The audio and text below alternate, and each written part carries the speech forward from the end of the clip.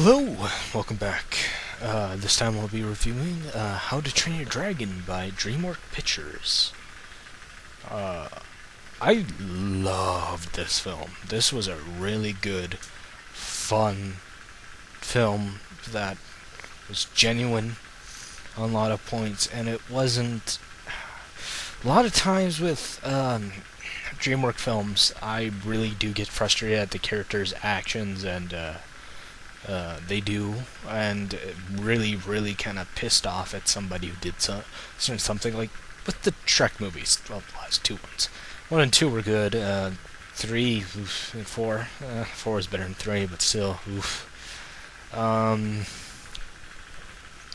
it's just that in here, they came off as really coming off and really just, getting it, not have to play fucking mid not have to play some show tunes from the late 90s or your all glitters is gold, just and make pop culture references and things like that, or shit like that. It does come off as a timeless classic, that which Pixar always does a great job doing, and DreamWorks seems like they actually finally pulled it off. They didn't have to do the whole snarky route that they usually do. And I really enjoyed it. A lot of great voice actors in here, from Gerard Butler and Greg Ferguson, and the guy from Pop Mechanics for Kids is Hiccup. And he's a really likable protagonist, really wiry, skinny. Is not up for the role as a Dragon Slayer group of Vikings, which is kind of neat. And it's really funny and genuine, and the dragons are neat, and they do kind of neat designs, and the character really does become something of a zoologist for dragons, which I find is really kind of cool. A lot of the dragons are very cat-like in personality, which I thought was for me, being a person who has like 3 cats and love them, and it's just, I'm more of a cat person myself, and just loving the whole concept that dragons are just misunderstood. And, excuse me, and did not come off as preachy as it could have been.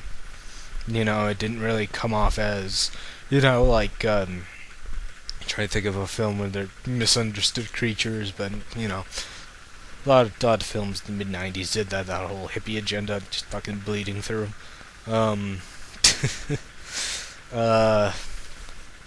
But I just love this film. I had a lot of fun watching it, and had a lot of time getting into it, and really enjoying it. There's so many good things and a lot of surprising twists that they do, which I thought they wouldn't do in a kids' film, and it actually shows the characters have to go through a certain sacrifice, mental and physical as well. I don't want to give much away, but some of the flight scenes were quite gorgeous, the flying scenes, and when you come across that's supposedly a wild animal and at heart, and it becomes broken in and tamed, it's really neat how you do become connected, and how a bond is formed between from a master to pet, and it's really kind of neat.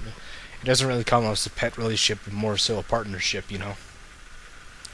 And I enjoyed it. There's nothing in here that really annoyed me, except that they are getting the common cast of, like, Saturday Night Live or new comedy film guys like Jonah Hill and Kristen Wiig.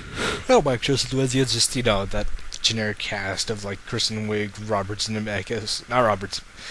What am I thinking of? Or just like that whole new cast, that whole influx of new comedians and stuff like that. Just my biggest problem with this is that sometimes they a lot of actors they get for animated films that are supposed to be blockbusters, they just get actors and not voice actors. And voice actors, they have to actually use your voice and use it as emphasis. It's just I'm yawning. I had like fucking 4 cups of coffee. There we go. But things like that was just, that's why Transformers, the Bay films, they only have one guy that actually comes back, and they hire a bunch of no name, not no name, but bunch of just actors who also are voice actors. They got Peter Cullen back, and that's it. That was my problem with it. You couldn't get you know. That's probably a joke that Scott McNeil says if they ever make a Beast Wars movie. It's like, they're not going to hire voice actors, they're just going to hire actors just for the marquee value. And, name dropping. Like, Keanu Reeves is Black Arachnia. Scott McNeil joke. Just stuff like that, like, just name dropping actors. But, in here they do pull it off, and they do have distinctive voices, which I really did enjoy. Just nothing really bad. I liked it all across the board, Didn't have to put obligatory 90s pop bubblegum music in here. So you can go, aww. But they do have, it's good all across the board. Go check it out. I'd recommend it highly. How to Train Your Dragon. Probably my only legitimate complaint. Fucking horrible title. Can it be just Dragons or something like that, How to Train Your Dragon. Fucking horrible title. Yeah, check it out.